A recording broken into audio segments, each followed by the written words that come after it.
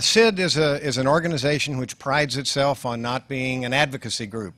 We don't speak for the NGOs, we don't speak for the development consultants, we don't speak for the government, we don't speak for the press, but we are all those things. And so it's a pleasure for me to have you here, and I hope that in the spirit of SID that you will all support not only this meeting, but support the organization. And those of you who are not yet members, it's impossible for me to believe that we have any people here who aren't members. But those of you who aren't, all the membership information you need is out there on the tables outside. And if your organizations are not members, there's a role for your organizations in the SID membership as well. I will. Let's see. One other thing I need to mention is the fact that you'll see we have a new format. Those of you who are veterans of these forum events, and we want to thank folks for having thought that through, and we'd appreciate your feedback. We kind of look like Meet the Press up here instead of the usual sort of graduate seminar.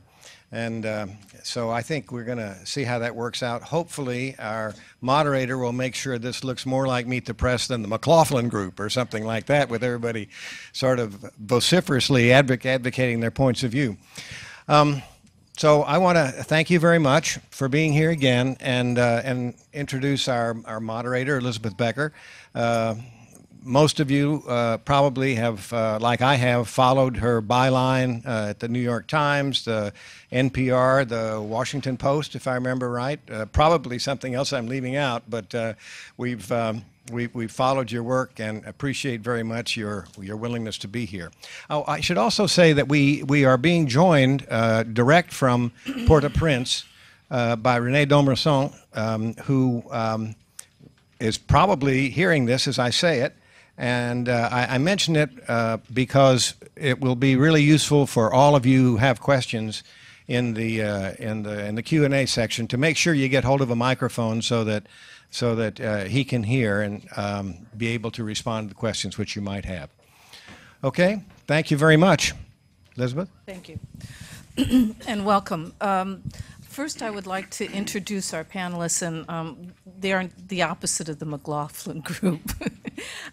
First to my right is Mark Schneider, who I think I met when I first came here in 1975. We go way back. Mark is with the International Crisis Group, Senior Vice President with a very long, deep background in Latin America and Haiti. And he's advised just about everybody in this room, probably the World Bank, OAS, and he was Deputy for Human Rights with the Carter administration in the Peace Corps. And he will be talking to us about the general tone of overview of Haiti. And then to his right is William Canny from the Catholic Relief Service, also deep roots in Haiti. Right now he is the Haiti director. Before that, for the country, before that he was, he took a short leave from Catholic Relief Services to work at the Catholic Migration Commission in Geneva.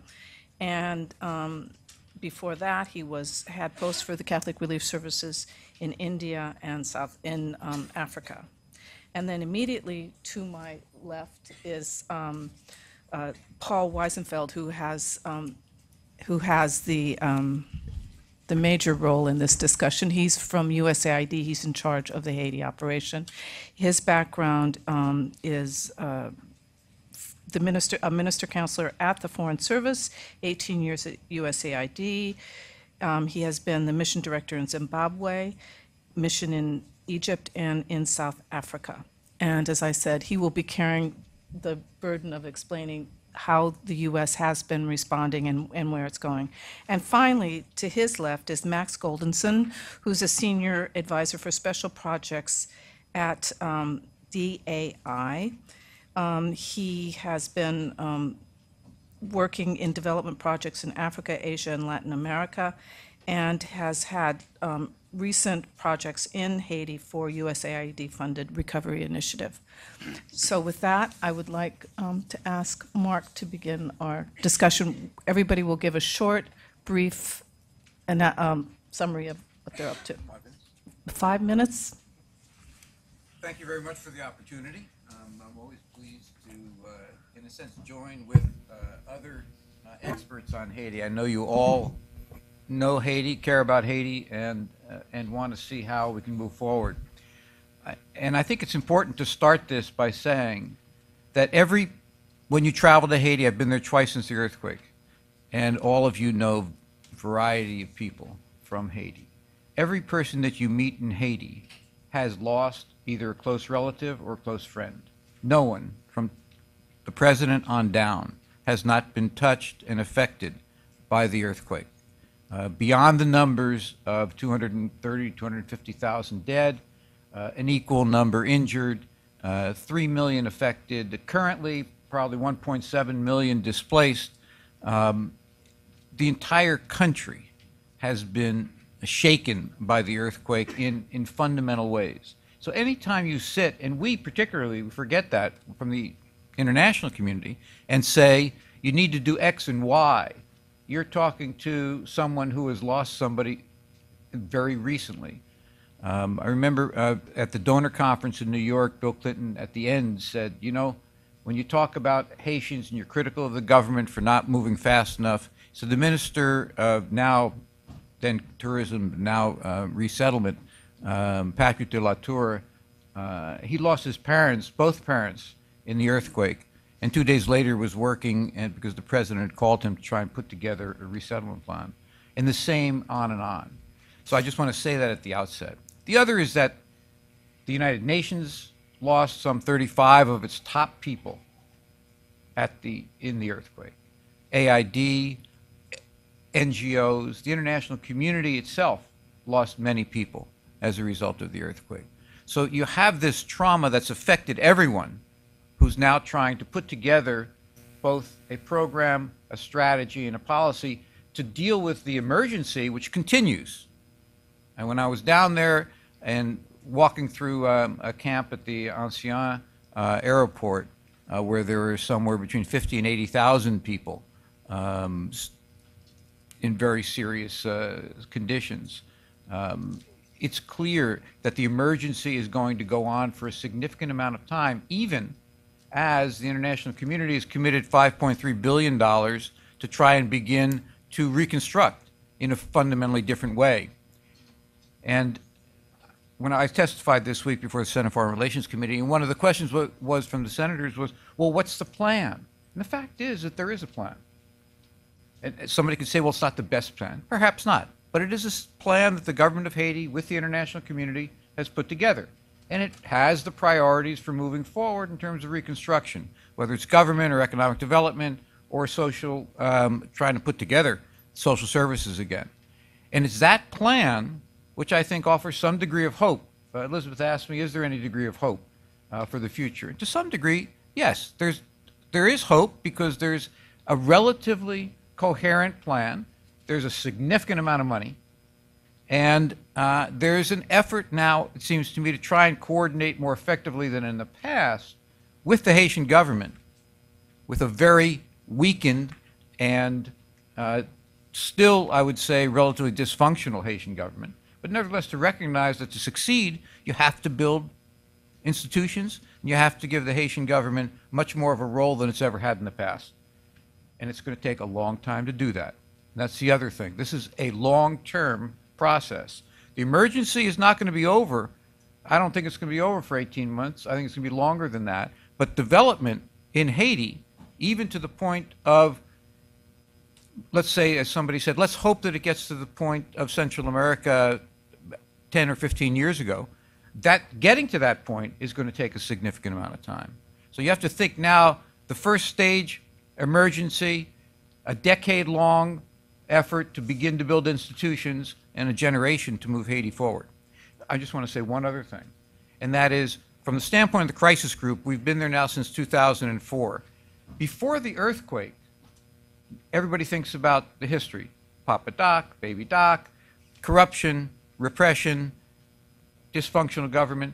In the 2 years since President Preval was elected in 2006 to now, there really, that is until the earthquake, you had begun seeing significant progress. GDP went from 4 billion to 7 billion. You had some degree of strengthening of reform of the Haitian National Police. And as you saw in the Sunday's New York Times, you have a lot more distance to travel. But you began to see vetting of police. You got rid of some police. You set up a police training program that the international community was running, essentially. So you had some progress, and I can go down the list. The earthquake moved everything back. We have to begin again in a fundamentally different way. From our standpoint, that doesn't mean that you stop and you forget about police reform, justice reform, the importance of trying to extend services outside Port-au-Prince to the rest of the country. You're not going to succeed unless you do all those things. And you also have one additional benefit, which you don't have in many situations. You have a peacekeeping force, the United Nations there, that's got about, I think it's 7,000 to 8,000 military, led by the Brazilians, led by Latin Americans, about 3,000 to 4,000, we'll have over 4,000 UN police, and 1,000 civilians working in all the agencies you know about. And so that is a significant partner for the reconstruction effort, and that's quite positive. All I can tell you is that the challenges are enormous. And this was and is the worst natural disaster in the history of the Western Hemisphere. In terms of lives lost, if it happened here, it would have been somewhere like 9 million people dead, and it probably would have been 40 million people displaced, just to give you some sense. In fact, it would have been even more. It would have been a third of the United States population affected, and somewhere in the neighborhood of probably 80 million people displaced. So with that, the challenge is for Haitians, for the international community, for all of you, and for all of us. Thank you. Thank you, Mark. And that's a very good way to ask Bill what it was like to be on the ground for Catholic Relief Service, having to look at that emergency and how you responded to it. Well, thank you. And again, thank you, SID, for the opportunity to participate. I will come from the perspective of a sort of first responder. I had been in Haiti for 3.5 years before the earthquake. I had come out in November of 2009 with my family and returned on January 14th to lead the Catholic Relief Services response as part of the international response. Catholic Relief Services had 300 staff in Haiti. At that time, we had a program of about $25 million. So we were a large organization at the time. Some immediate challenges as I went in to direct the response: staff care. As Mark indicated, people were traumatized. Our staff, like the governments and other organizations, I'm sure the U.S. governments, were not really immediately available to begin working. They were all dealing with their own trauma, their own situations. Assessments, going out and initially assessing the situation was very chaotic. We need to improve that particular aspect of our international response. Within 48 hours, the papal nuncio and a couple of directors of Catholic agencies were out and identifying some 10 or 12 areas where people were beginning to gather. It was from that we did some of our initial reaction. Security. Already in days 3 or 4, incidents were coming back of trucks that had goods on them being destabilized or pillaged.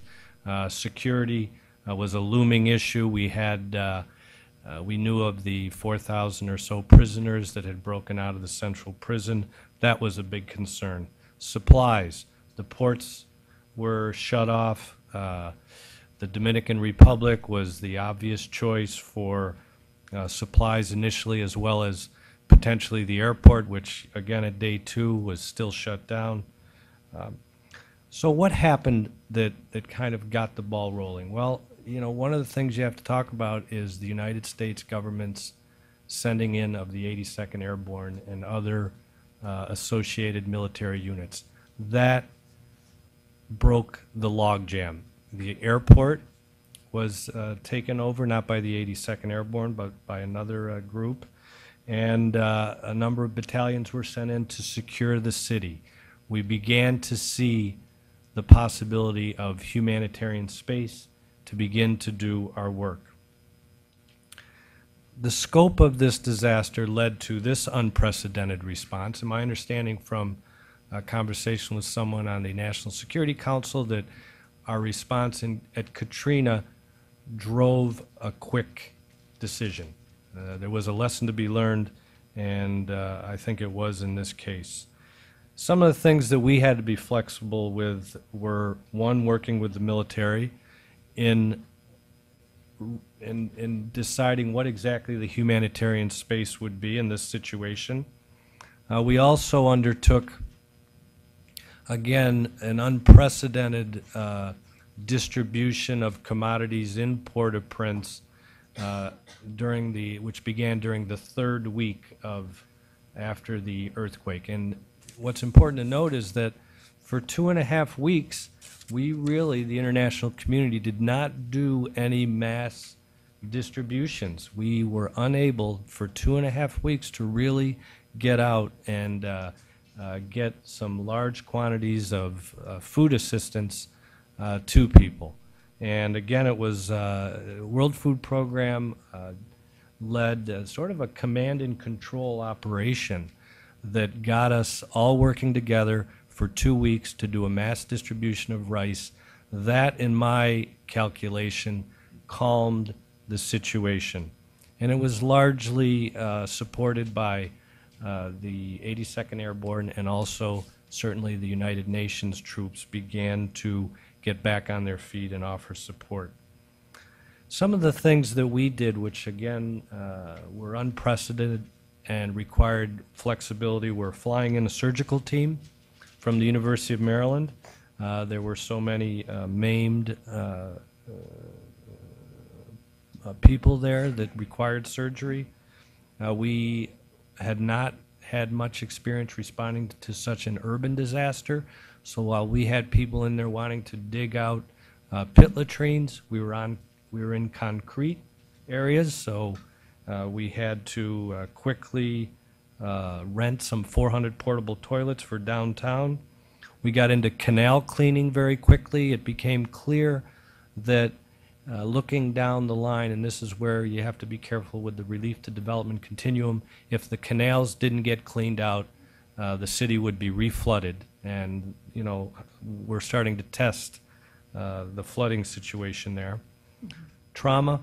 It was clear that our staff, but also obviously all the participants in programs, required some support for their trauma. So we immediately brought in trauma counselors from Lebanon. A few of the things that we were slow on, and again, I'll say Catholic Relief Services, but I think the entire community.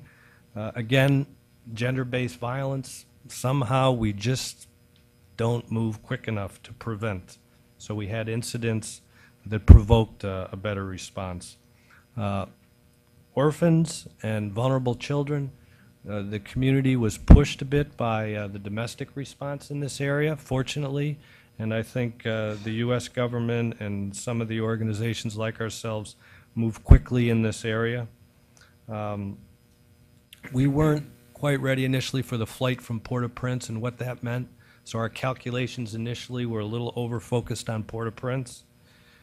Shelter, unexpected that it would be so difficult to do related to land issues. And then finally, participating in the UN response was complicated by what Mark mentioned earlier, but also the problem that the UN does not have also a command and control structure. And it appears that a catastrophe this large may require such a system. Some of the results that one could draw initially, again, I was there for the first 2 months. Some of the actors deviating from the attempt to coordinate due to frustration and wanting to get things done, and I'll be interested to hear the U.S. government's perspective on that. The military gave time for the UN to get back on their feet. And then I'll just make a couple comments, and this will join Mark a little bit. Aside from the obvious, the needs, trauma, and trauma counseling in the future. The Turkey earthquake studies showed that half the people who were in that earthquake, 50%, suffered some form of depression 3 years later. So we know that trauma is going to be an ongoing problem. Education, the system's been largely maimed. The president has President Proval, an unprecedented call for revamping the entire system. Within that, you'll have a whole host of orphans that need to be taken care of, but a larger issue and an underlying issue is the Restavec issue. Can this be dealt with effectively, or will it be exacerbated post-disaster? And then finally, and I'm sure Mark and others will speak to this, the issue in Haiti for me is stabilization through democracy, the upcoming voting, and the attention we pay to it, not just logistically, but how we get people engaged and how the Haitian government gets people engaged in the vote and in a true vote that has candidates with platforms competing for people's votes will be critical. Thank you very much. We've asked to summarize the American response so far, what he's most proud of, what he'd like to maybe change about it, and where we're headed.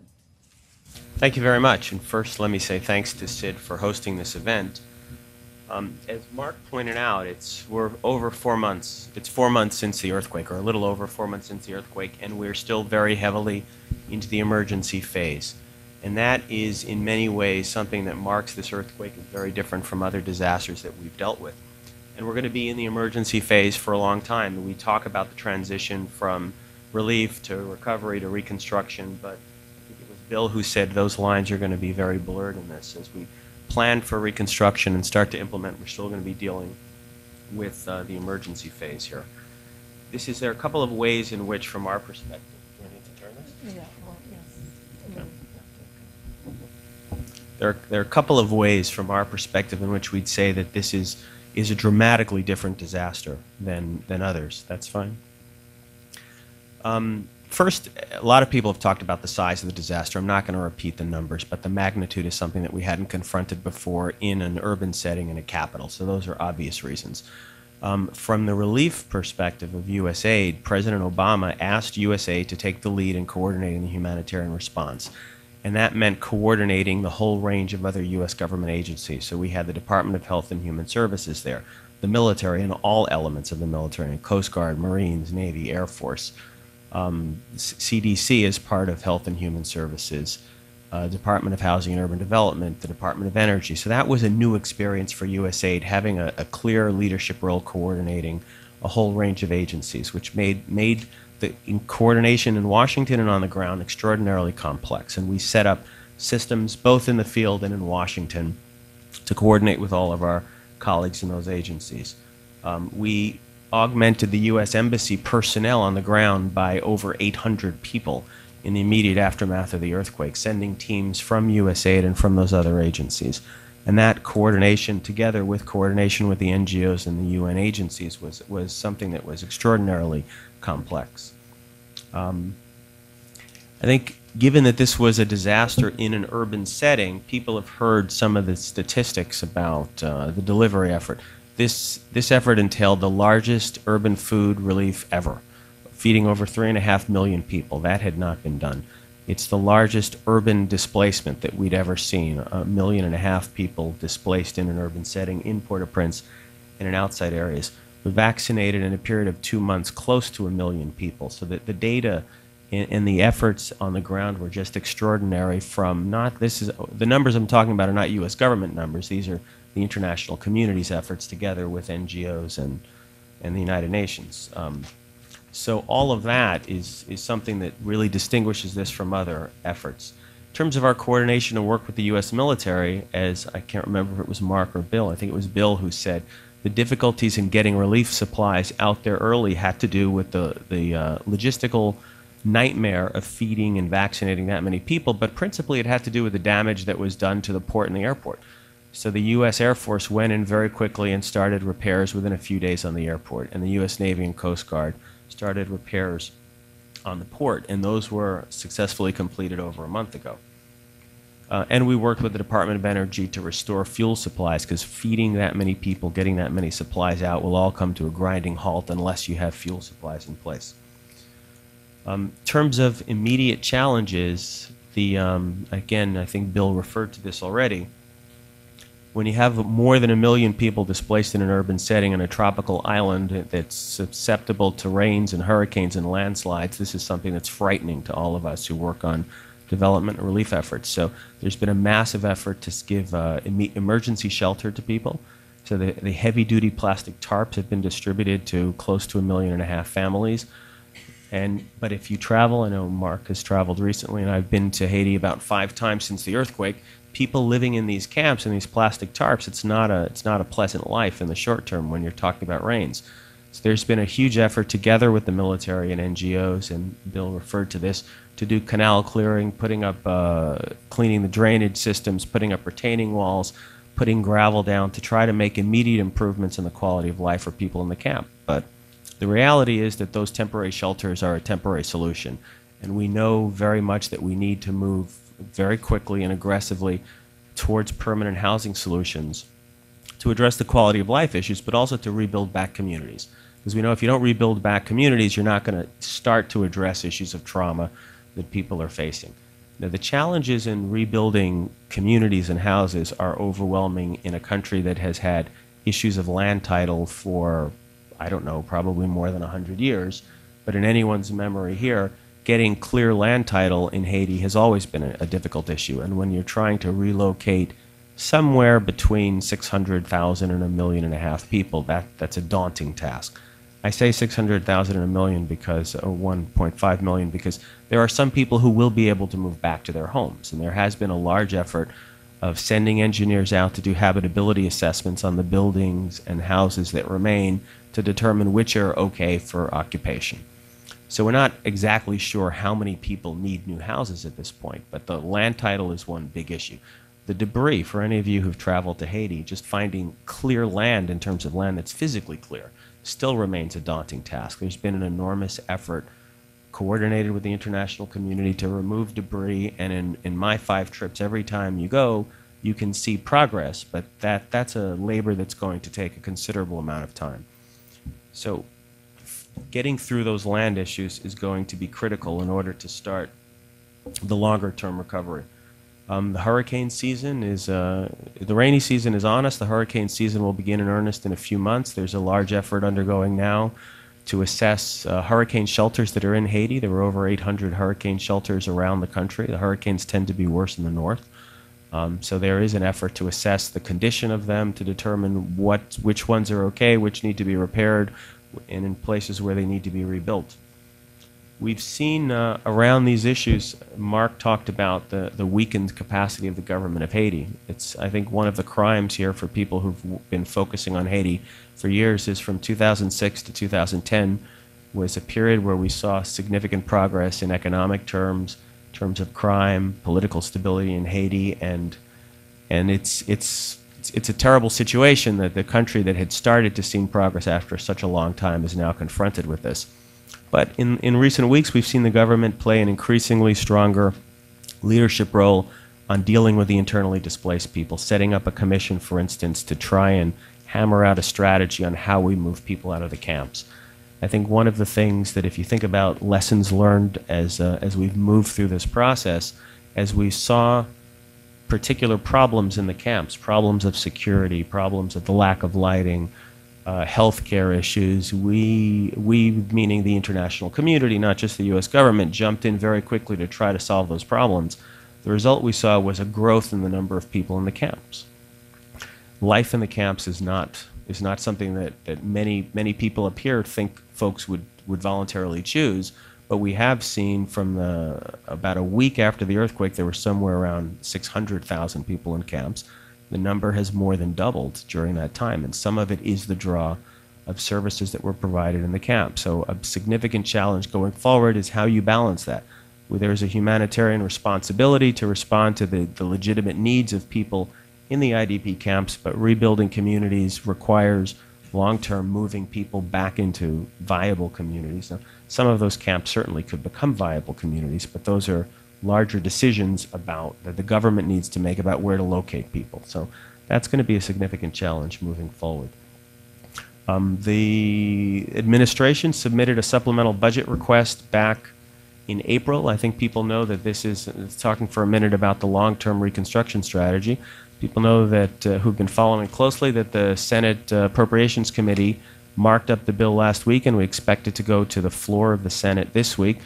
So we hope we're looking at significant funding in the years to come.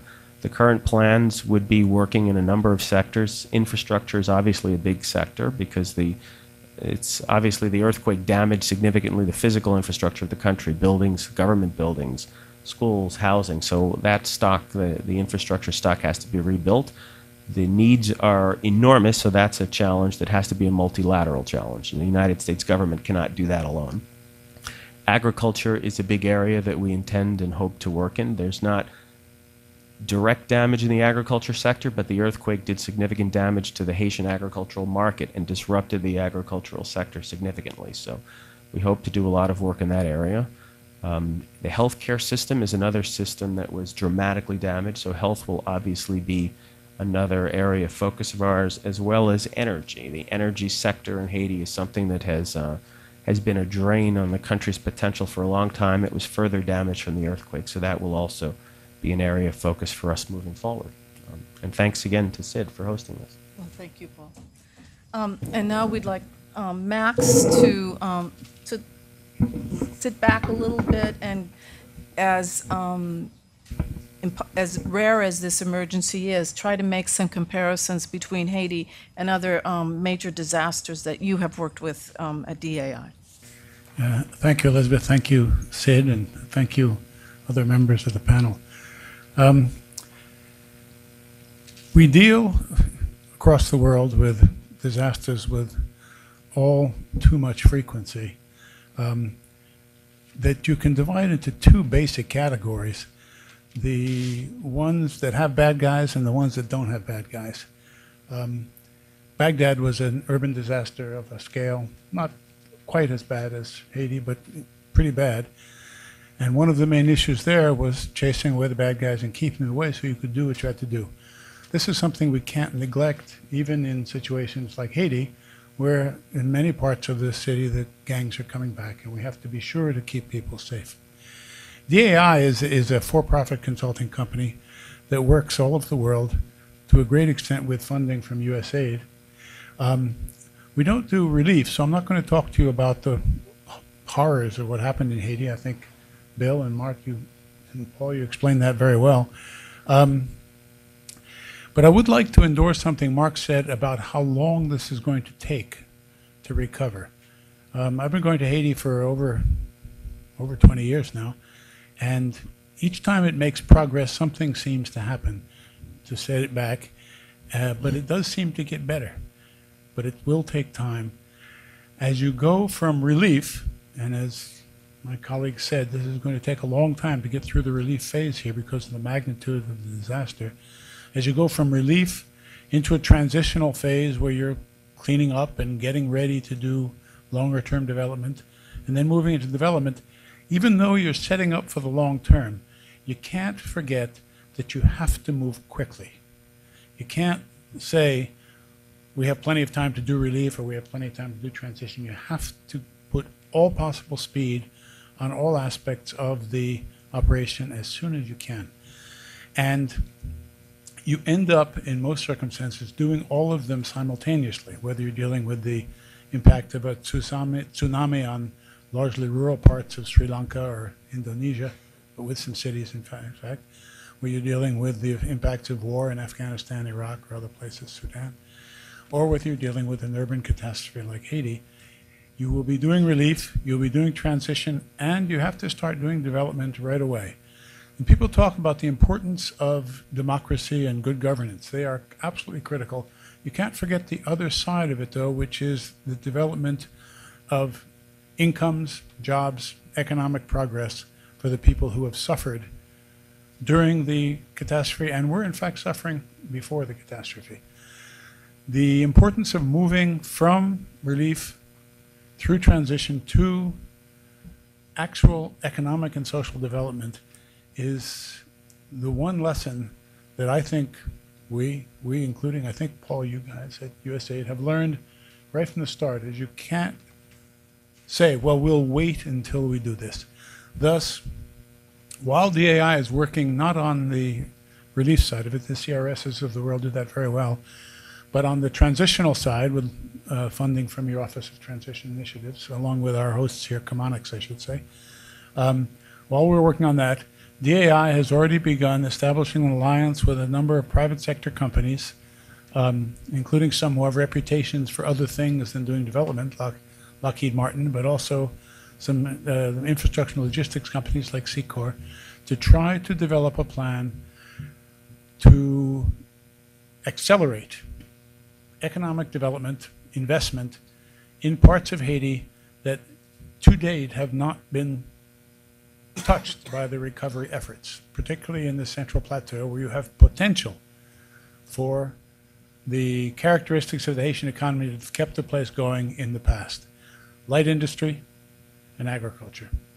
And by moving ahead with our own funding in this case, with investments in these critical economic areas to create jobs outside of Port-au-Prince and to draw people away from the refugee camps into communities, we feel that we are doing our best to come up with a long-term and permanent solution to helping Haiti recover from this catastrophe. Thank you. As a journalist, there are a couple of questions that immediately come to mind as we now open up this conversation about rebuilding Haiti. What is the local role for all of you as you decide how you move forward? The buzzwords are in the development world are capacity building and sustainability. And if anybody's interviewed anybody on development, those are the first two things: capacity building, sustainability. Is there civil society left? Sure. And then secondly, how are they being integrated in these plans? It's not top down, it's not foreign only, but just some description of that.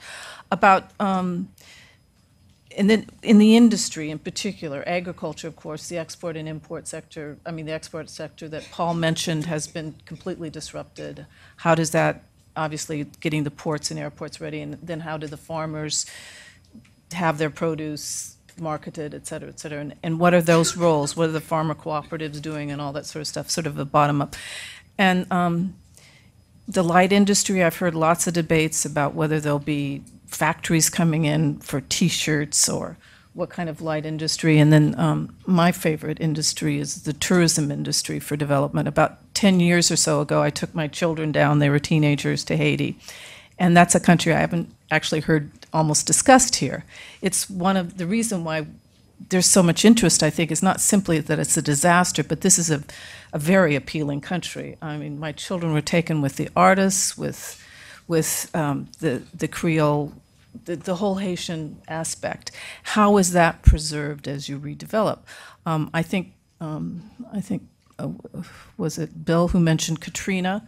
We have front row seats on how New Orleans is becoming itself again, and how decisions by the government far away in Washington have affected whether or not this community or that community is going to be redeveloped. And how is this working, I guess, from the ground up? Where's that Haiti that we all know and love, either from visiting there or from reading about it? And then I guess that brings me to the last question: is tourism in any of your development programs? Since that is always a favorite of countries, that they love to show off who they are, and it seems to be, if done correctly, always sustainable, blah, blah, blah. A way that there can be bottom-up development without too much foreign interference. So, Mark, you look like you want to answer that, start to be into that discussion. I'm not going to answer it all. But let me take a shot at a couple of things. One is, Haiti's got one of the richest grassroots network of organizations and survival mechanisms of any country that I know. So the real question is not whether it exists, but whether we're going to be smart enough in the response in terms of development to engage them in a way that they become sort of a fundamental part of Haiti's reconstruction and recovery. And that goes again to the part of your other question, which is the way the international community designs its programs. Mm-hmm. And here, I would say two things. One, I would argue that no grant or contract should be let by anybody as it goes through this IHRC, this is the reconstruction entity, or now, that doesn't include two things. One, a portion that grows over time of capacity building of the Haitian government, both national and local. That is, rebuilding ministries in the government capacity in some places where it's never existed. If any of you traveled to the department capitals or to the commons, you know what exists and what doesn't. That should be a part of every grant or contract. And the second, it seems to me, is that every grant or contract has to answer the question, this is how we're engaging that community base in terms of Haitian development. Those are the two things. The third is that on tourism, I think it is part of the Haitian plan. And in fact, that's probably one of the areas where you already are seeing, because the North was not affected directly, so the Royal Caribbean Cruise Company is going ahead with their $50 million investment in Cape Haitian to go over to Citadel and to create both at the port in Labadee and then also in the Citadel a major tourism attraction. And then they're also talking about Jacmel. The third thing is, how do you get money directly without a lot of intermediaries? And here it seems to me that one needs to look at the conditional cash transfer concept that has been used in Brazil and Mexico and other places, and to try and find a way to use that to get money into the pockets of those who have survived the earthquake. And then let them begin to look for ways to essentially be part of the economy. And the second is that you mentioned something which I think is important. In the recovery, there's not a lot on small business that I've seen. A lot of microenterprise focus, but not a lot on small business development. And I think that we need to figure out a way how you get that level of Haitian economy growing again. And I'm going to stop right there. Paul wants to say something. No? Thanks. You asked about coordination mechanisms, and Mark mentioned the IHRC, the Interim Haiti Recovery Commission. I don't know how many people here follow this closely, but the government set up this interim commission for a period of 18 months that is co-chaired by Prime Minister Bellerive and former U.S. President Clinton as a coordinating body for the international community to come and essentially get their sector plans cleared, to make sure that we're all working together, that there's not overlap or duplication or even worse, work at cross purposes. So we, as the U.S. government, are committed to helping stand up that IHRC, providing technical experts, providing staff, helping to form systems. The United Nations is very involved in that as well.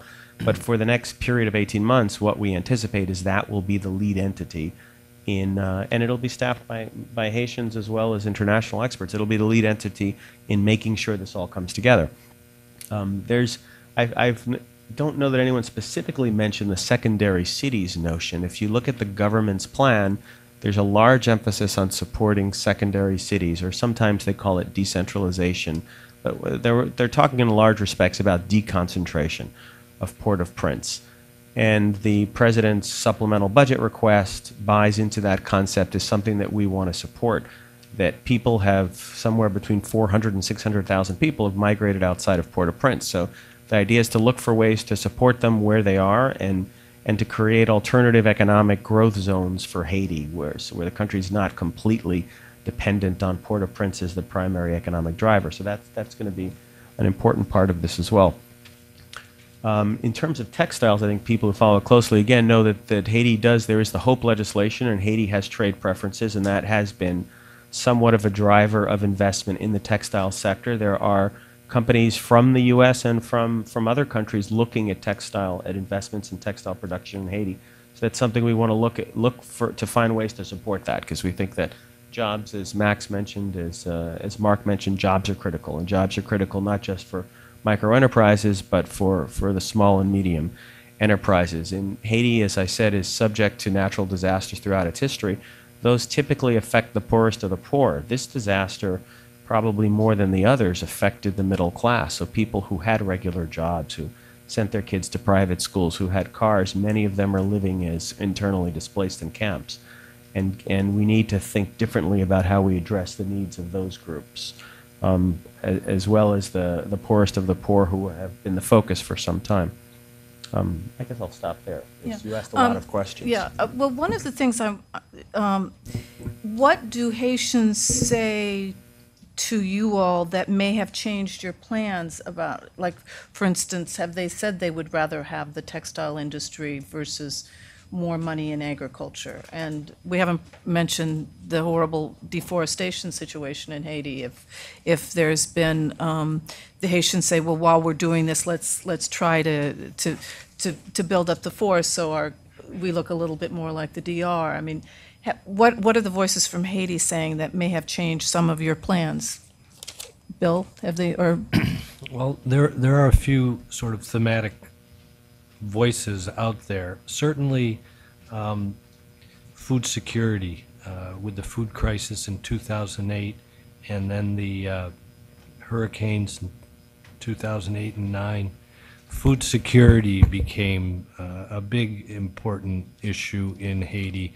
Haiti imports about 50% of its caloric needs. USAID certainly is offering an uptick in their agricultural work. We applaud that. We ourselves are trying to do more work. This is part of the process, or the idea of decongesting. It's a critical component, giving the small farmer and the cooperative movement support. Historically, about 72% of the national budget has been spent in Port-au-Prince, with some 1/3 of the population. So you see the imbalance that's driving decentralization and decongestion. So, this is a theme that needs to be pushed. It's tied certainly with climate change and the environment, and I'm glad, Paul, you mentioned that. This is an area where, as we build back, everyone has to be environmentally conscious every step of the way, whether it's in water, sanitation, shelter, food assistance. We've all decreased our food assistance in favor of trying to utilize local commodities. These are important reactions to what we're hearing from people. But what you hear, I think, also from people, and these are the people in the streets these days, one, they want an accountable government. So I believe that it will be important for all of the projects and programs, and I'm tacking on something to that Marx was saying about certain things that you must have. You must help in the citizen development movement. You must help educate Haitians to vote, and you must help aspiring politicians to have platforms and present those coherently in the upcoming elections. Give the people something that they can. And remind us when the elections are. Well, you have, Mark can speak to the latest, but hopefully by the end of the year you'll have presidential elections, then another series of elections following. This is critical. And Mark? Just quickly, you have to remember that as a result of the earthquake, the elections that were scheduled for the parliament February 28th didn't take place. So the entire lower house of the Haitian parliament's term ended on May 10th, a week ago Monday. A third of the Senate's term ended a week ago Monday. So essentially you have only the president, his cabinet, and 19 members of the Haitian Senate who are currently in office. And so in a sense, the crucial timetable is having general elections, and President Preval has agreed and announced this last week finally, on November 28th, as the Constitution calls for, putting together the presidential elections, which were scheduled for that date, and the parliamentary elections, and 140 municipalities. And so everybody, the UN, the US, everybody else now needs to sort of figure out that time schedule, because take your choice. 600,000 people don't have their identification cards as a result of the earthquake, or registration cards. 500,000 people died since 2005. So you need to cleanse the list. You have to do all of this at the same time that you're defining where people are going to vote, because about 40% of the voting sites in the Port-au-Prince area were destroyed by the earthquake. So there's a huge logistical problem as well as a huge political problem, because a lot of the political opposition is unhappy about not being as included as they would want in this process of reconstruction.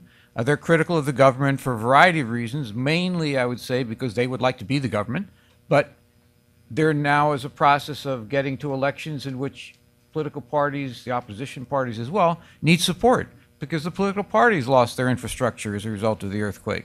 So you have a whole series of challenges getting to those elections, which are crucial. You can't run a reconstruction program if you don't have a legitimate government coming on next year. And as Bill said, that needs to be a legitimate government in the eyes of the Haitian people. So that means you need to have dialogue and engagement from the political party and the political candidates as you move towards the election, so that they feel in the end that whoever becomes president is somebody who's at least listened to them. Well, along those lines, has the Haitian people, after this horrendous emergency, do you have more of a coming together? Have the elite returned? Do you have any kind of, well, we're all in this together that you didn't have before? My answer was that's what many had hoped for. Thus far, I don't see it, except for one new development, which is quite positive, I thought. Marc Bazin, who's a former prime minister, former World Bank staff member, and 5 other, at this point, ex-prime ministers who range across. I think they all right now are opposed to President Preval, but that group of 6 has essentially issued a statement saying this is a national tragedy, a national catastrophe, and we're ready to assist the government and the country in trying to move forward. That's one of the first very positive developments. The other is a lot of the business community, which also has not necessarily been so close to President Preval. A lot of them have come forward and joined in this process of putting together the reconstruction plan. So those would be 2. Max, when you look at Haiti now, what kind of cooperation do you see from the neighbors, neighboring countries? Paul and the United States are not alone in all of this. We know there's international organizations, United States. Who are the other major players who are stepping up? Well, everybody is pitching in down there. The French, as you know, have a long historical and very ambiguous relationship with Haiti, and have tried to come in and be a major player down there, with mixed reception. Rather than using code words, what do you mean? At one point, the President Sarkozy came down and said, "We are now going to organize this," and everybody said, "Whoa, wait a second. You may participate, but you will not be the organizers of this." The Haitians feel that one of the reasons that the country is so poor is that France insisted on enormous payments of indemnities to them after the revolution, and that this is one reason why Haiti has no trees and their soil is degraded throughout the country. Yeah. So that was a complicated interaction, but almost every country in the world has gone in there with something. But the main player is the U.S. and the UN. The World Bank is doing what it does, which is looking for projects it can fund, and there's been a very generous reaction. But you asked earlier about what the Haitians are saying, and it depends on which Haitians you ask, of course. The Haitians who know about investing in the textile industry are saying textiles is the hope of the future for generating employment and incomes for Haitians and for Haiti. The people who used to manufacture baseballs say we should reestablish that industry. The people who, in Mars, for example, the cocoa chocolate company, is eager to buy all of the high-quality cacao that Haiti can produce. The people who are growing coffee say, let's invest in improved and increased coffee production. There are a lot of ideas coming out of Haitians who are looking for resources to invest in growing and improving the industries in which they've been involved in the past and bringing them up to international standards. This success of this kind of operation will depend to a large extent on the kinds of investments the international community makes in infrastructure to get the products from wherever they're being produced to the ports and the airports, roads and railroads. These are expensive undertakings that the private sector usually cannot handle on their own and will request international support for. The World Bank is specialized in that, as is the Inter-American Development Bank, and hopefully USAID will participate in that as well. The small enterprise sector, I found, is remarkably resilient in Haiti. All kinds of micro enterprises and small enterprises simply fell down during the earthquake, and most of the people, if they weren't killed, of course, most of the people simply picked themselves up, took what they could out of the rubble, and set themselves up on the street running the same businesses again. And within a week or two, as you walked around the neighborhoods of Port-au-Prince where we were working, which were the poorer neighborhoods, you had very, very active, I'm not going to say prosperous, but active small business sector chugging along on their own, getting no help from anybody, but making their way. What can the U.S., and sadly USAID was the bad guy in this story, and we know that you take a lot of beating on this stuff, but what can you, because everything was all set up, and then after the earthquake, the NGO lost the funding and the whole project fell apart. The farmer cooperative had put together what was required for a central area where the mangoes could be sanitized and crated and then sent overseas. And then just as they were ready, the NGO lost the funding from USAID, and USAID said, whomever they interviewed said, well, yes, we had to drop the funding, but we'll figure out another way to do it. There's no question that immediately after the earthquake, we reallocated funding to respond to emergency needs. And that means some people lost out on programs that were in the works for a while. But and that's what we do in big emergencies. If there are life-saving issues, we have to reallocate funding to deal with those emergencies. But agriculture is a sector that we think is hugely important moving forward in Haiti. 60%, 62%, something in that range of the population are dependent on agriculture. So getting agriculture right is critical to getting the Haitian economy right. And I think over the years in development, we've learned a lot of lessons. If you think about the early programs 30, 40 years ago, what donor agencies did, not just USAID, is we'd go in and teach farmers how to grow a better ear of corn and provide better inputs and do research and work with farmer cooperatives. And all of that is good, and that helps. But if they can't sell the corn, then it all falls apart. So you have to look at the agriculture sector as an entire market. And I think what we have are the plans in the agriculture sector in Haiti certainly include inputs, working with farmer cooperatives, working with the Ministry of Agriculture to improve their research capacity. There's a lot known that the fertilizers that are used in Haiti are not the appropriate fertilizers for the particular soil. So there's a lot of pure ag work and ag extension work that needs to go on and will be valuable. But I think the critical missing piece we've learned over the years is what everyone calls value chain work. And DAI is one of the groups that has done this for us in a lot of countries around the world. You need to connect the farmers to the markets. And they need to get the information from the markets that are critical.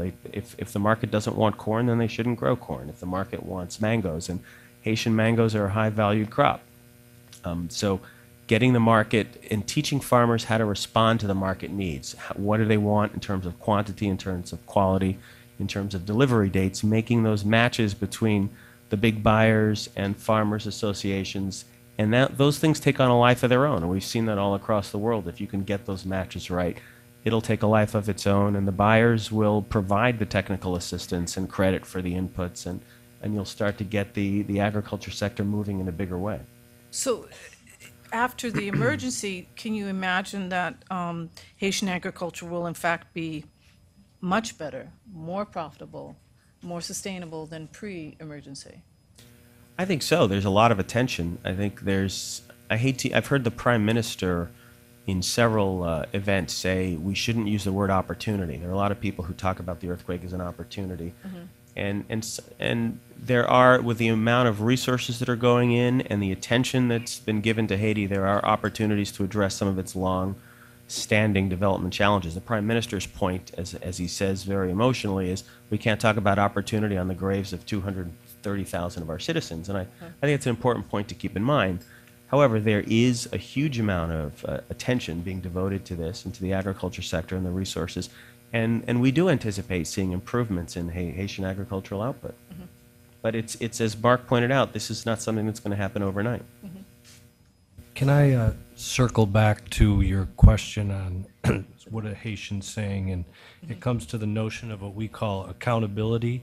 And it's an area of continued concern where as we respond in operations or in recovery, we don't circle back enough to people who are participating in the programs and ask them, how did it go and what do they need further? Right. Now, we're doing this quite extensively in the shelter program, actually, in Port-au-Prince and in the outlying areas, driven by the import of the program where, you know, we've gone in, given transitional shelter, these tarps, nails, and offered people very short-term assistance, and then, you know, circling back in and saying, okay, how has it helped, and, you know, what are we going to do next?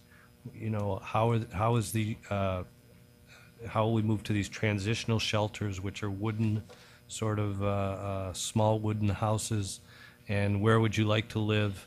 Where did you live previously? So that we're seeing in the shelter area the circling back in accountability that we would like to see in other areas.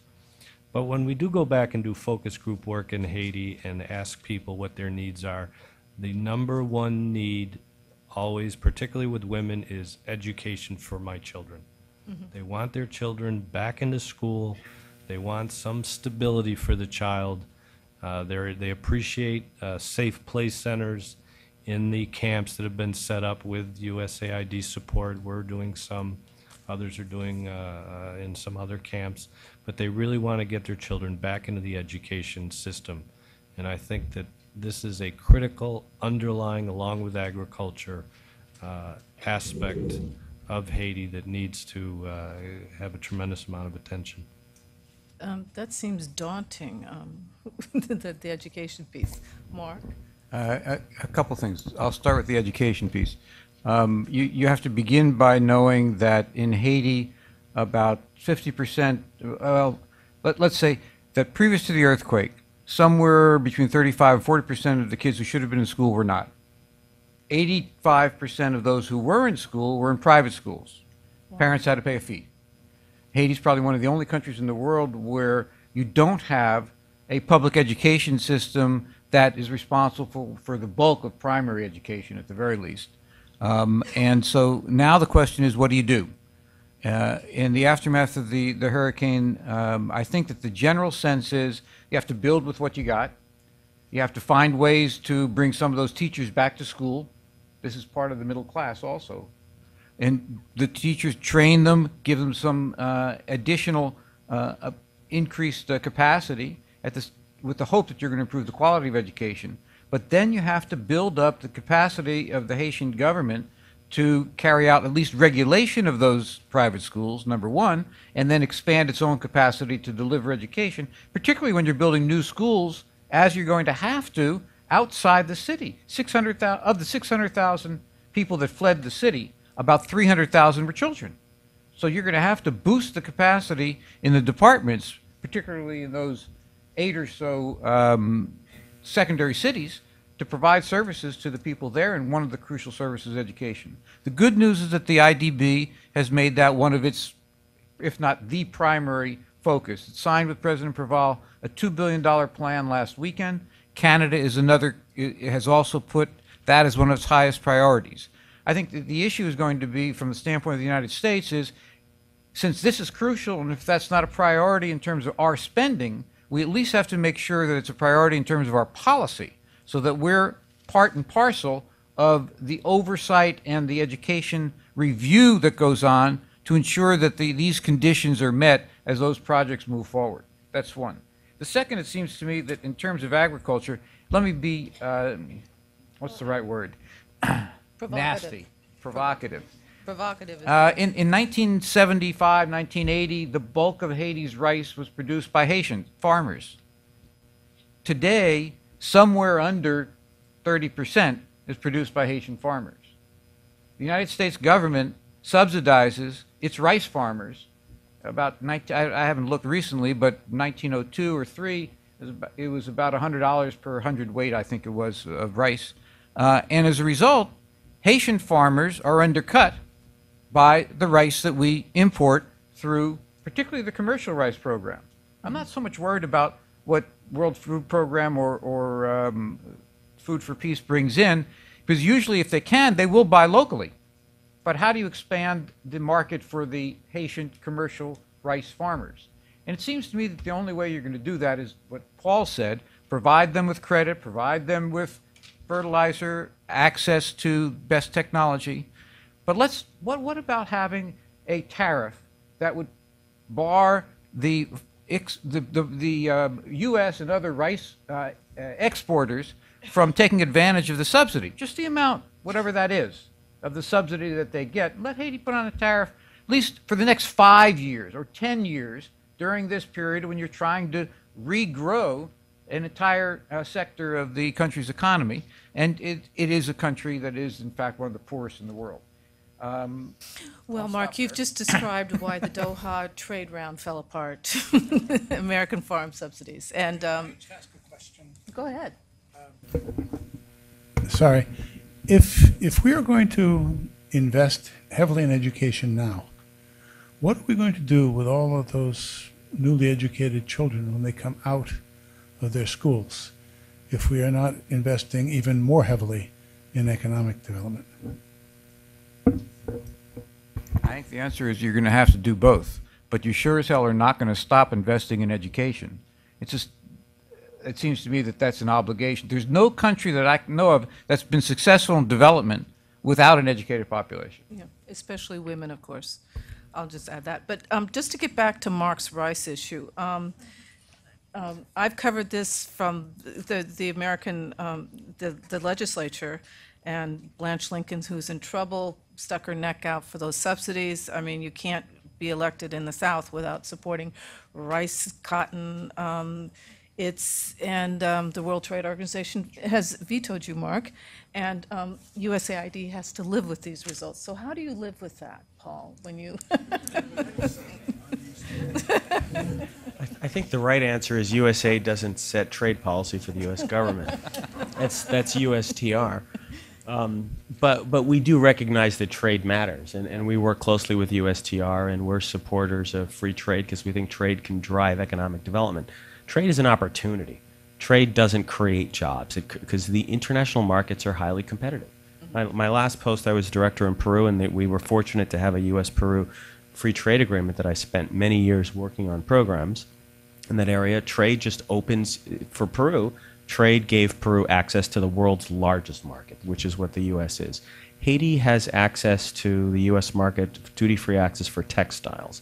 It doesn't have broader access. There is discussion on the Hill about broader trade benefits, and from a development perspective, we think that access would be good, but you have to prepare people for it because international markets are competitive. And they're not, a lot of people would think, well, they're competing with the U.S. No, they're competing with China because they're getting access to the U.S. market. So they've got to get products in cheaper than the Chinese or the Koreans or whoever. So it requires, I think the development side is programs that help them understand markets, improve their productivity, and be able to compete globally. And that can be driven by a trade agreement with the U.S., but it'll help them worldwide. Now, agriculture, I hesitate to jump into anything about agriculture subsidies, but yes, it has an impact on development, and it's something that needs to be thought through clearly with, of course, the lead of the U.S. Trade Representative.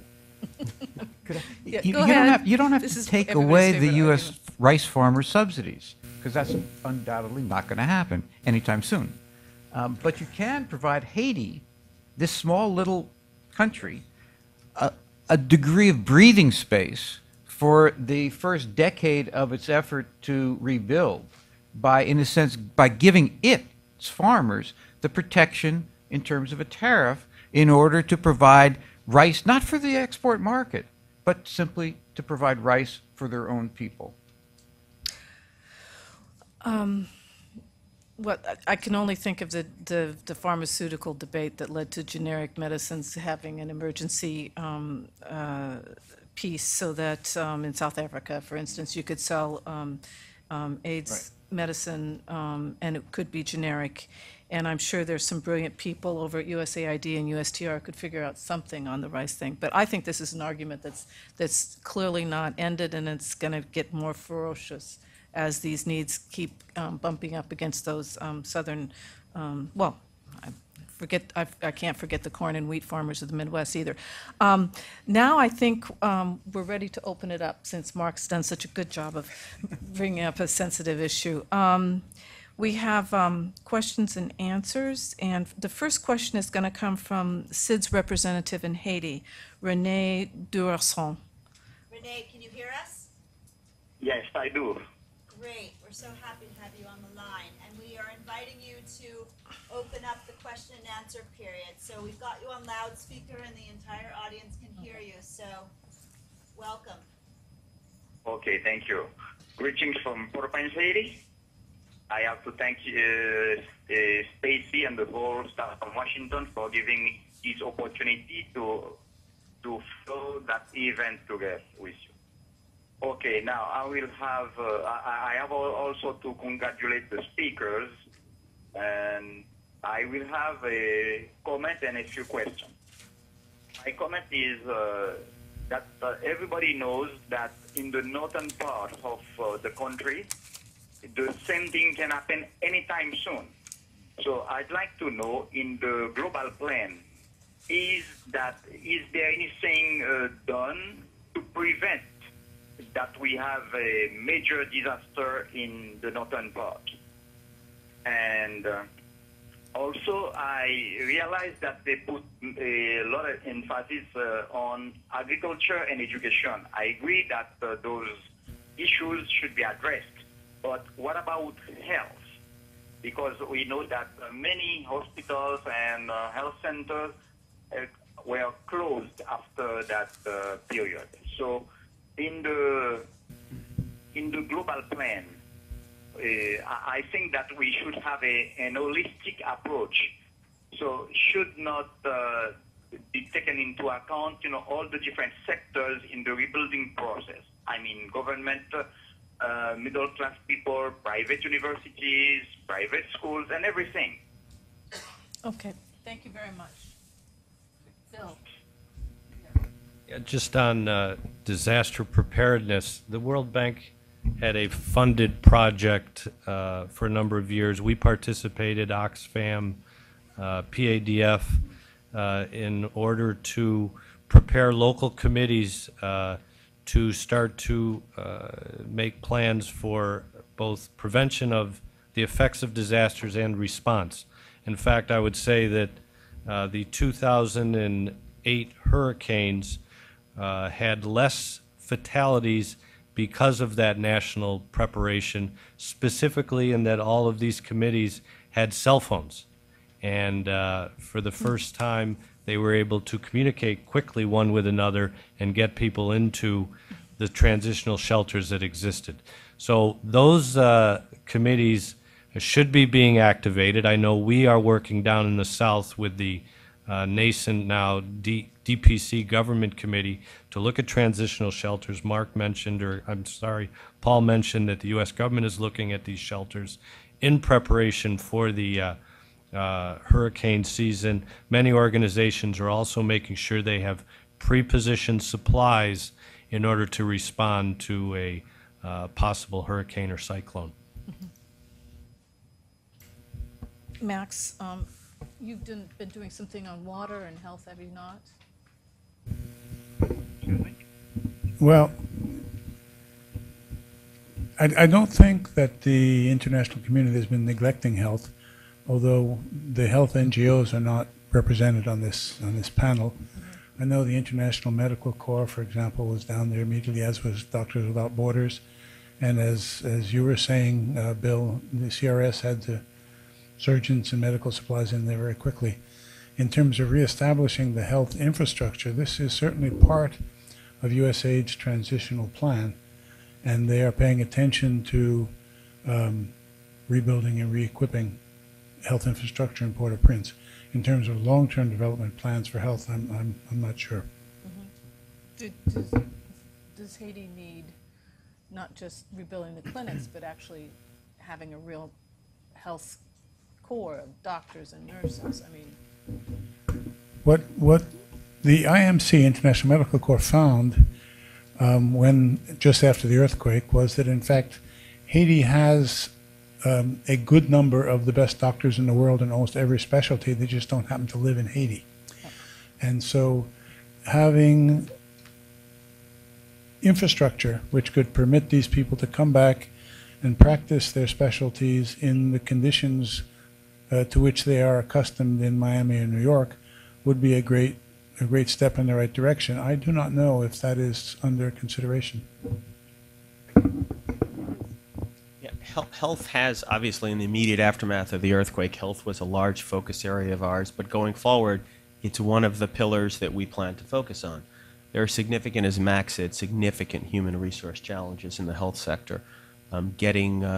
Having the Ministry of Health have a system that can in an adequate way manage the accreditation of healthcare professionals, the assignment of healthcare professionals, continuing education, having adequate salaries for healthcare professionals, those are all major challenges moving forward.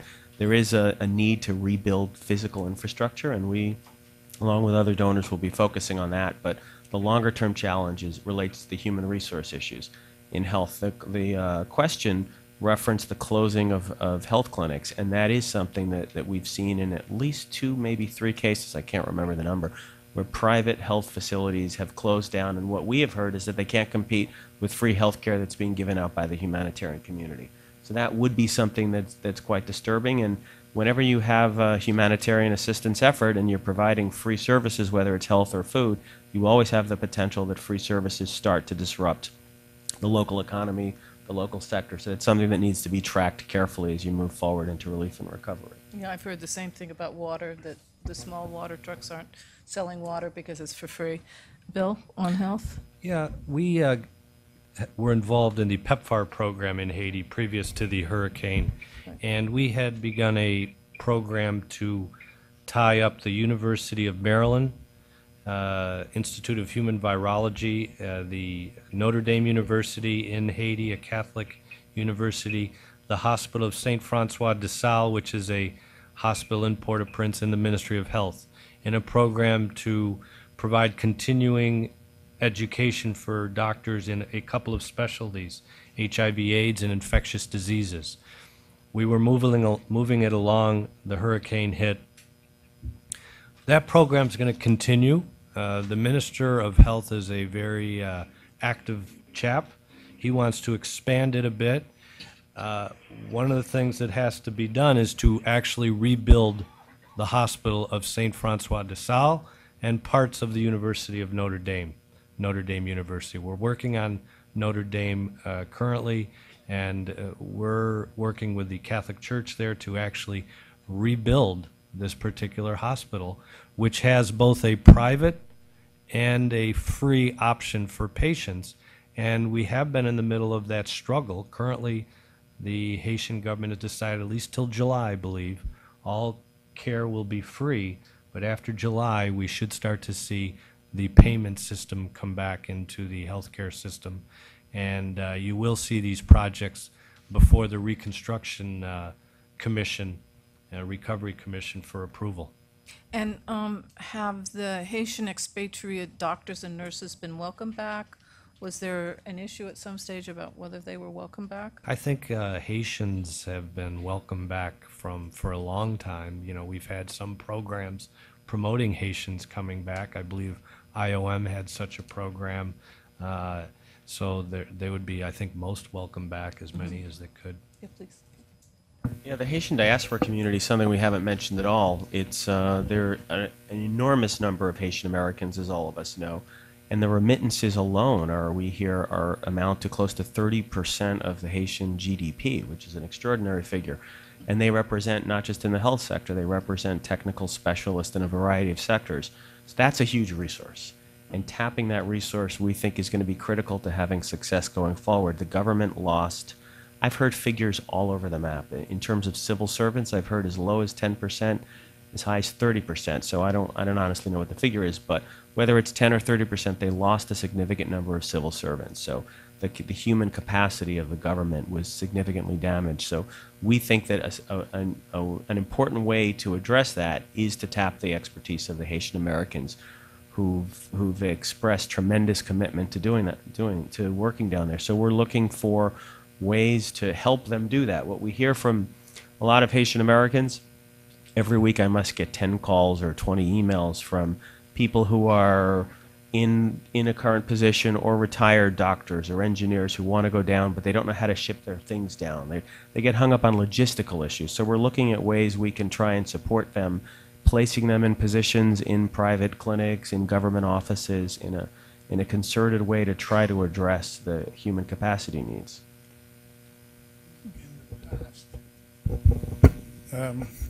In the past, as you're hinting, Elizabeth, in other places, the issue of the diaspora has been sensitive, particularly in Eastern Europe, former Soviet Union, where when members of the diaspora get invited back as high up advisors to the government and tell the people who've been there the whole time how to do it better, they generate a lot of resentment. But the people who've been coming back to Haiti so far, doctors, technicians, people coming back just to help out, have been very, very welcome, as long as they remember that the people who are living there are the ones who eventually have to make the decisions about what will happen to Haiti in the future. Okay. Yes, Paul. I mean, Bill. Can I make a quick comment while we're ranging a little bit? And we were talking about the diaspora, but one of the things that we don't mention too much in these sorts of panels and discussions is the importance of the faith community in Haiti. And if you were there 2 weeks after the earthquake, and as the president called for a day or a weekend off to pray for the people who had died and who had suffered, you really saw the churches come out, and the range of churches. All sorts of Christian churches came out and with their people and marched in the streets and organized themselves. And it was often the churches that actually organized the initial aid in Haiti to people. So as we go forward, I think that this demonstration of this particular community's capacity has to be perhaps better harnessed, for example, in explaining the Constitution and the voting procedures, et cetera. But I just wanted to mention that particular community. Okay. Now, I'm opening it up. Please, come up to the microphone, please. Please make sure to speak really loudly. Do you want? Hi, I'm Rob Patterson. Can you hear me okay? Okay, great. Well, I'll just take it out of the thing here. I work on strategic plans for health systems in developing countries. And it seems to me that we've been hearing a lot of great input, but we're pecking at the animal in different bits and pieces, sectorally. So my questions, just a few of them, and they're very quick. I want to look at the entire animal, like a strategic plan. So let's say, for example, that I'm here and I have a foundation and I have $100 million. Leaving this conference, here are the questions. The first one is, where can I find an overall strategic plan for rebuilding Haiti? And this is the first question. The second question is, who, on coordination and communication, who can my organization see at the IHRC insofar as what can I do to make sure that my efforts, my money, will be invested in a coordinated manner today? I'm almost done. The third question is, It's a great question. Keep going. all right, thanks. The third question is, how are the donors going to ensure that agencies like my own and other implementing partners here will, in fact, go through the IHRC to be sure that things are coordinated? Because I could just fly down there and drop off a bunch of food in an uncoordinated manner. So has the U.S. Government and other donor partners considered that? And the final question is, if the IHRC coordination mechanism proves to be successful in the Haitian context, could that be used potentially as a model moving forward for other countries not in a crisis situation? Okay? Okay, thanks. Mark's got his hand up. Who? Someone? Just very quickly, in terms of the strategy, I'd say that at this point the strategy would be what's called PARDN, which is the Action Plan for the Recovery of Haiti. It was what the government of Haiti, with a lot of international support, including U.S., UN, others, put together in response to the post-disaster assessment in terms of the challenges for development. So that plan exists. It was presented at the donor conference in New York. And presumably, behind each of those sector, very short statements of strategy, goals, and objectives, there's a sectoral plan that's being developed. Is it on the internet? It's on. Yes, it is on the internet. It's available. The place where I found it was at in the IDB. If you go to the IDB website, you can get it there. And also you can get it from the UN website. That's the other place. And the other point about the IHRC, my criticism is the following. My criticism is that the IHRC was approved by the government of Haiti, presented at the donor conference, approved by the donor conference. The president of Haiti finally got it approved by the parliament and then issued a decree. That was May 5th. My only concern is the following. It is not standing yet. The executive director has not been chosen. The time for choosing him ends June 30th. That's too long. I think that there needs to be a much faster sort of stand-up process for getting the IHRC in place so that you can begin presenting your proposals, and particularly, if you want to drop $100 million, trust me, there's a place for it. Paul, where is he going to put his money? Well, I think Mark is right. The IHRC has not yet stood up. So the answer to your specific question, you have to wait for them to designate staff, and we're working closely with them to try and make that happen. I was interested in your question about how do you ensure that private agencies are coordinated. Current coordination on the ground for the humanitarian effort is through the UN cluster system. It's a voluntary system. If people want to come in on their own and do something outside of the kind of the overall umbrella that the UN is coordinating, there's no way that the international community can stop them. The government of Haiti can. And I think going forward, if you're dropping $100 million in the country and investing in something, you need a variety of permits and approvals from the government of Haiti simply to get things into the port. So there's no enforcement mechanism to throw people in jail who don't want to coordinate, but practically you're not going to get anything done unless you coordinate through the IHRC. In terms of a model, the IHRC is modeled after the recovery commission that was set up in Indonesia following the tsunami. So that it is the second kind of iteration of something that seems to be becoming a model after major disasters. I'm going to go down to this microphone. Thanks. Chris Vincent with Habitat for Humanity. Just spent a week down there last week. We have a team on the ground. We've had a program in country for 26 years. I want to talk about resettlement and want to get a sense of what the vision is for resettlement. There's 1.7 million IDPs. 25% of those are in managed camps. That means 75% are essentially spontaneous or informal settlements. I toured the golf course where there's 50,000 people growing. It's probably growing. They're improving their houses. They're putting in ditches. They're putting in infrastructure. They interviewed some folks on the ground. They expect to be there at least a year. They have no understanding of where they're going to be, what their next step is. And as far as I can tell, there's very little conversation about what resettlement is and how it should exist and what it's going to look like. And so I want to ground this in the specific context of resettlement and what are people talking about? What is the vision? Are people expecting to say that they should be there for 3 or 4 years? Or should they be there for a longer period of time? Or what is the process to get them back to their neighborhoods? Okay, who can begin to answer this? Paul, do you want to start? Okay, I've been nominated. I think the first thing to point out is the vision for resettlement has to be a government of Haiti vision, right? We can't go in and impose a vision on them. It's the, as I said in my initial remarks, the resettlement IDP issues are a daunting challenge with that significant number of people displaced in an urban setting. It seems obvious to us that some of those camps are in areas where they could be converted into permanent settlements with a variety of fixes, with basic services, with roads, water, sewerage, and we're prepared to do that kind of sites and services approach.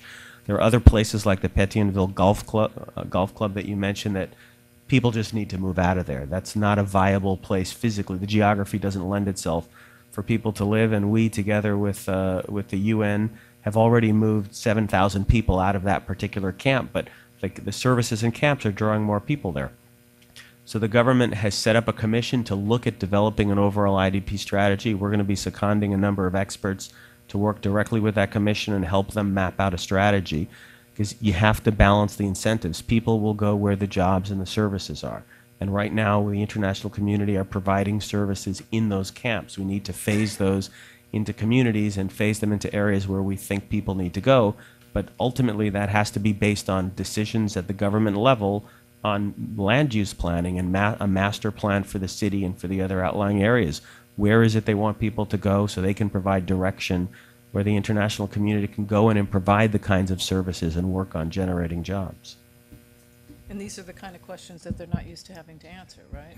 It's, well, with the large number of people at stake, I don't know that anyone is used to answering those questions. So. Mark? Yeah, I mean, I think that the fact is that this is probably the single most important issue facing the international community and the government of Haiti right now, both in relation to security and in relation to the lives of people as you go into the tropical storm hurricane season.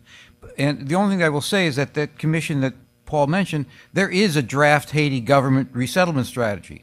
There is a detailed sort of issues that have to be answered that has been put together. It's not just, though, the government of Haiti. It's the government of Haiti plus the international community and a variety of NGOs that are part of that international community, IOM, et cetera. And all I can say is the concern is not whether there is no single right answer. There are going to be a variety of answers for a variety of people in different categories. People at high risk have got to be moved now into the places that the Haitian government has designated. People that are in what they call health risk, almost 500,000, something else has to happen with them. But the government of Haiti and the international community have to make a decision very, very quickly. It's not that it's after you make the decision things move, but after you make the decision people can begin to plan to start to move. And my concern is, I agree with you, fundamental issue. I agree with Paul that people are thinking about it, but I think people have to move faster in making decisions. Hi, I'm Dr. Hilary Thomas Lake, and I'm from LTL Strategies. We're a small business and a USAID implementing partner, just to be clear. Just come back from Haiti last week and had spent quite a bit of time with a lot of our partners on the ground. We've done work there before in the governance sector, on the evaluation side, and took advantage of that trip to really do a bit of a listening tour to hear what some of the Haitian organizations were saying about the reconstruction. So these were a couple of questions that we had in mind when we were going down there, but they also come from some Haitian organizations that I'd just like to throw out there, answer them as you will. One is the sort of 1,200-pound gorilla in the room that we generally tend to dance around when you're talking about bilateral relations with Haiti, which is the whole question of political stability and programming for political stability. So given that to a certain extent, with all due respect to the deaths of people, this does represent an opportunity to do things a bit better. What are the U.S. government's plans, USAID's plans, sort of what is being thought about in terms of political stability, working with the Haitians to work on political stability with a longer term view. And then the second question has to do with economic growth and this question of the perspective on poverty reduction versus economic growth. Again, when you speak with Haitians and groups that we work with down there, like FUNIDE and some of the others, they, talk about the importance of economic growth and the need for policy about economic growth. And they say, but we can't have a poverty reduction mindset if we're also going to achieve economic growth. That's what some of the Haitians are talking about. They say poverty reduction is important, but if poverty reduction is the only focus, that's different to some of the Haitian NGOs we talk to than economic growth and moving up and on, not just sort of being able to eat once a day or something, but actually creating something that's more sustainable. So those are my two questions. Thank you. Okay. Who would like to jump in here? Max? Well, on economic growth, all I can say is I certainly agree with you. Whether or not poverty reduction is a direct consequence of economic growth is, of course, very hotly debated among economists, and it is not clear that anybody knows a successful formula for poverty reduction, but certain things do tend to work for economic growth, such as investment in infrastructure and generating resources for private investments in practical industries that have reasonable value chains, so that the idea of working toward poverty reduction while generating economic growth is an ideal. But I simply, I've only been doing this for 45 years now, I don't know how.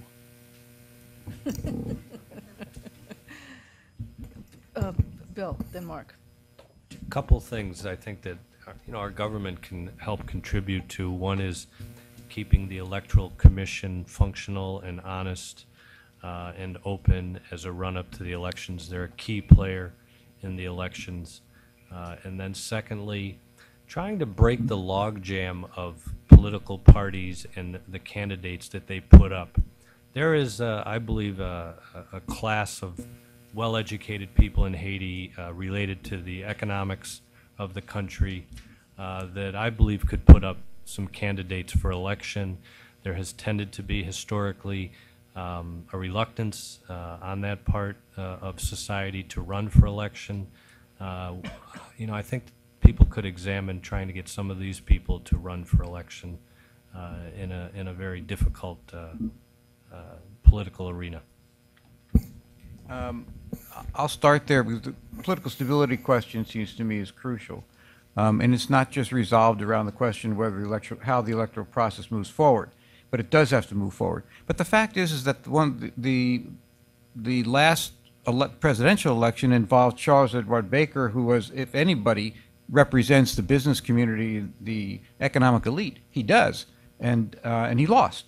And the fact is that with the bulk, let's say 75% of the population living in poverty, 50% in extreme poverty, it's unlikely that unless they come up with a totally different kind of approach that they're going to be very successful.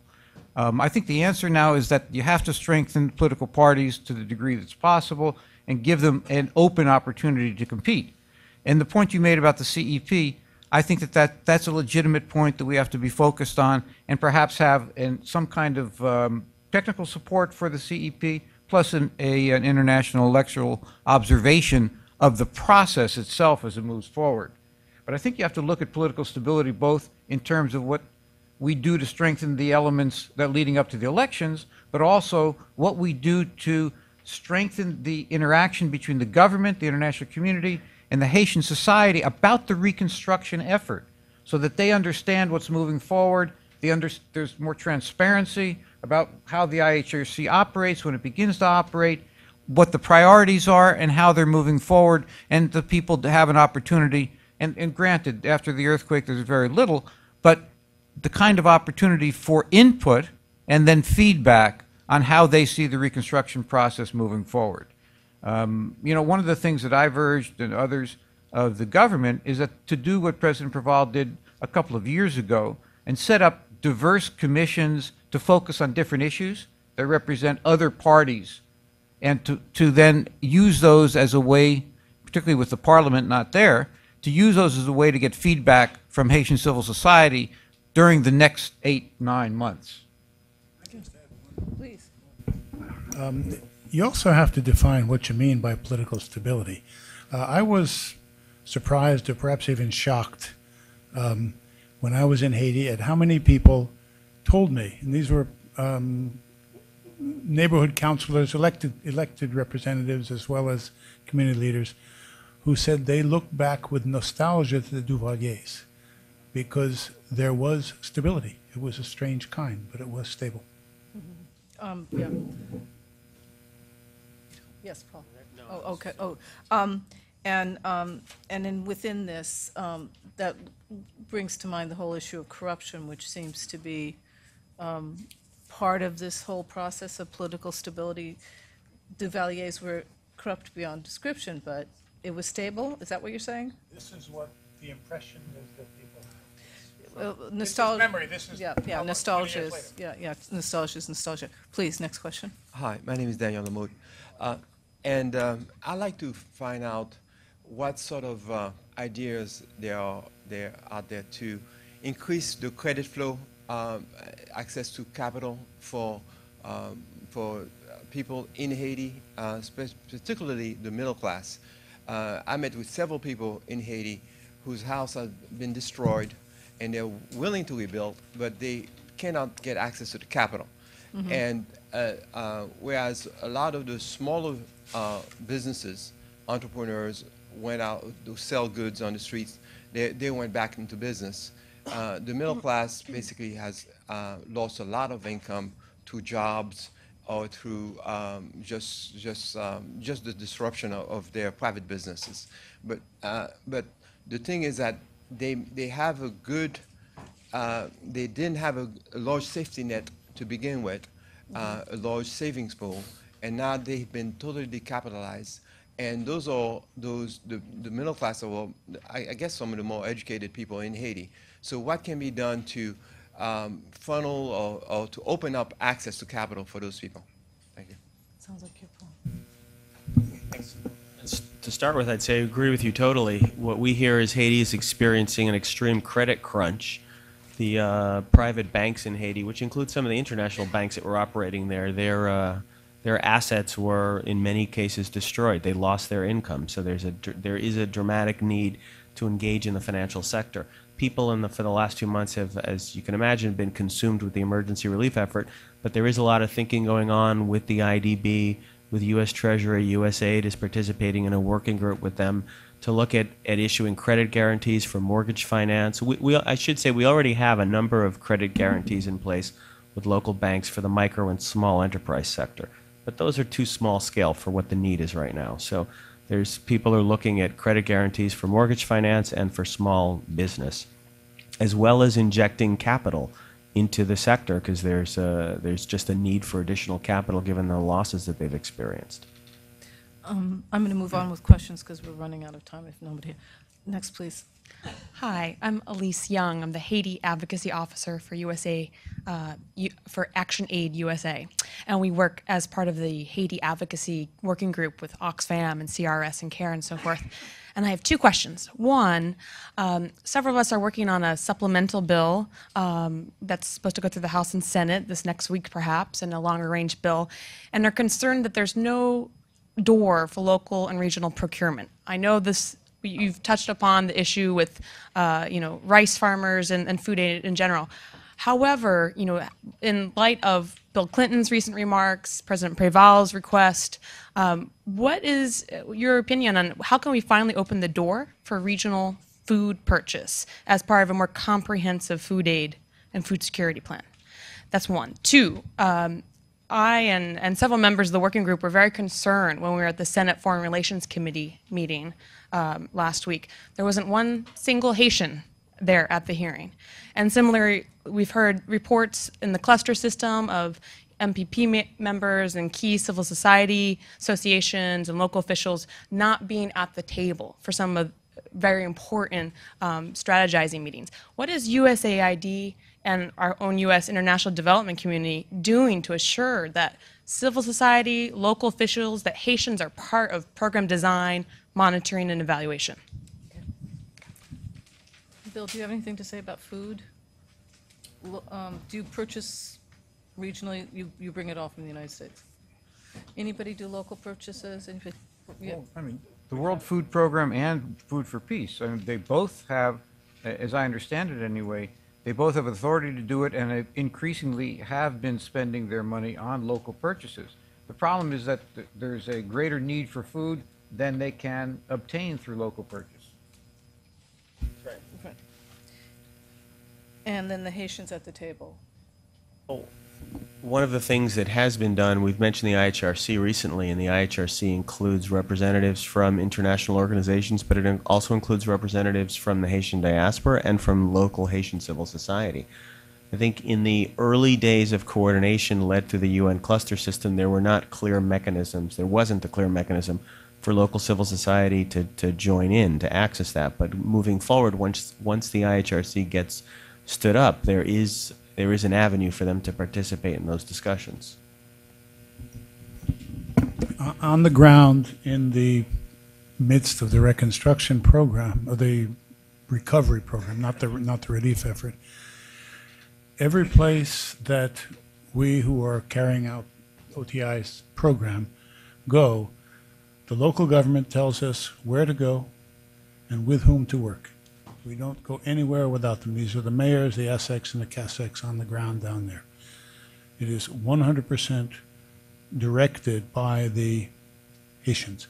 Every coordination meeting that I have been in, except specific USAID implementing partner-only meetings, has included significant participation by Haiti NGOs, both confessional and lay.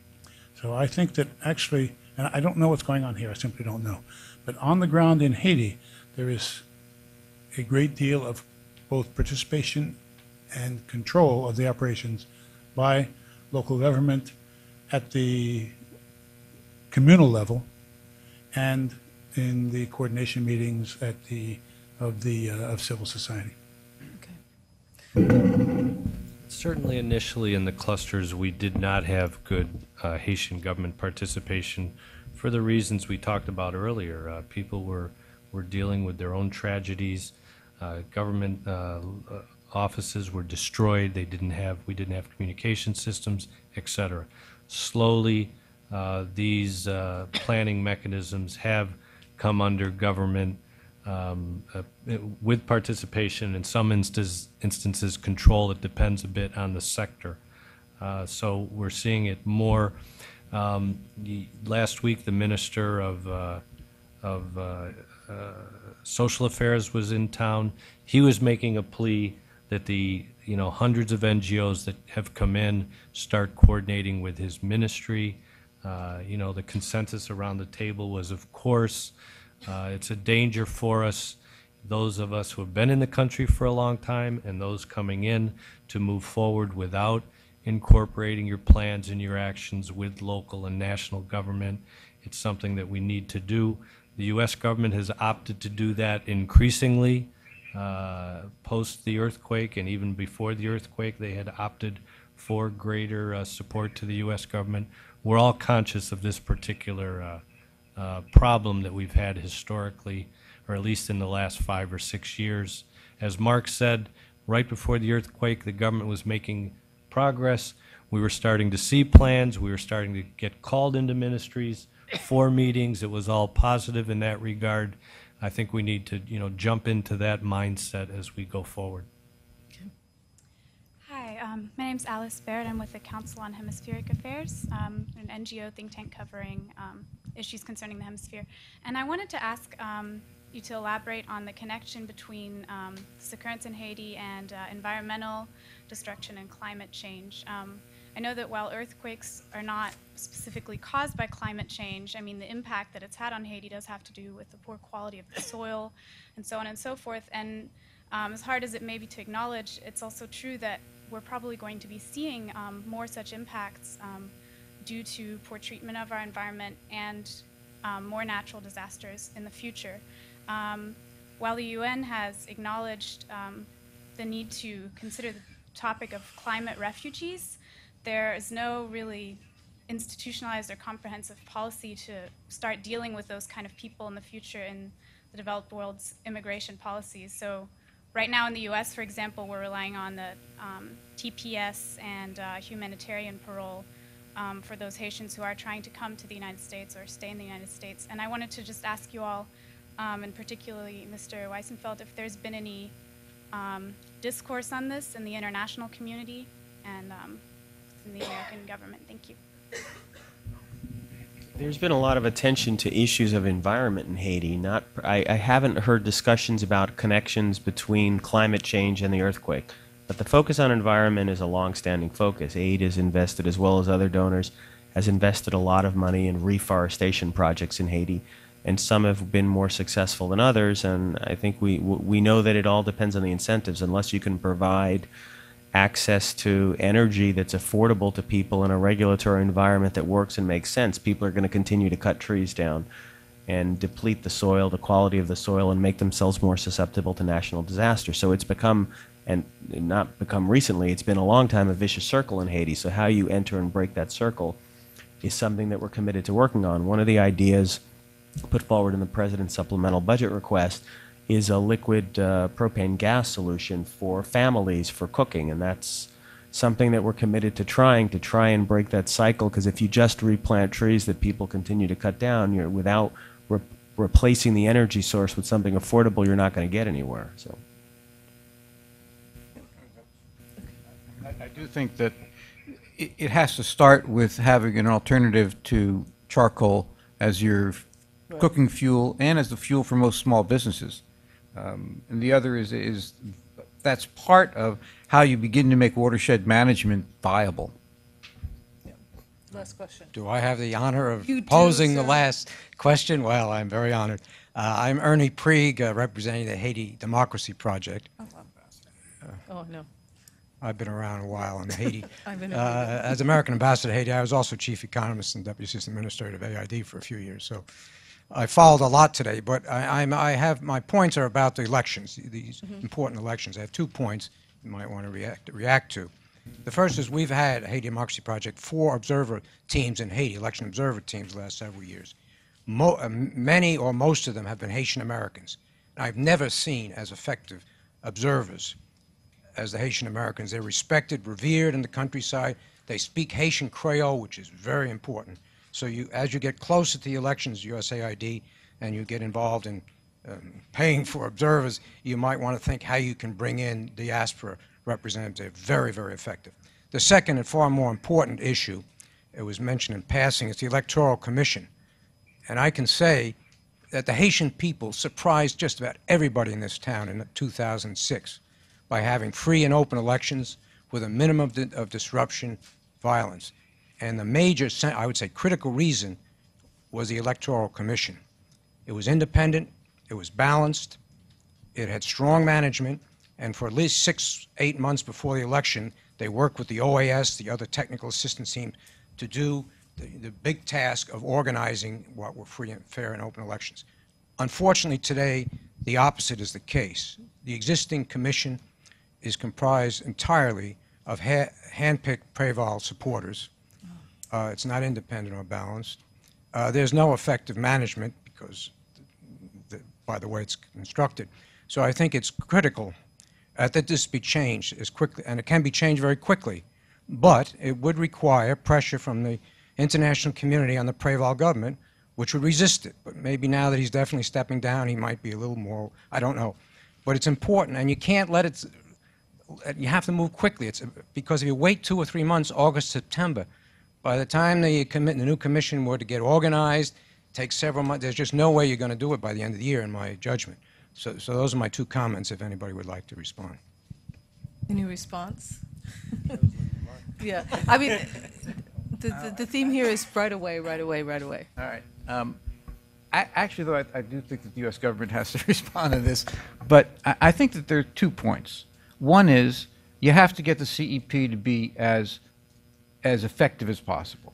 I don't agree about the management side. At least people that are running the IT side, most of the people think that they're professionals, and including the guy who's at least right now running the bureaucracy of the question about the membership.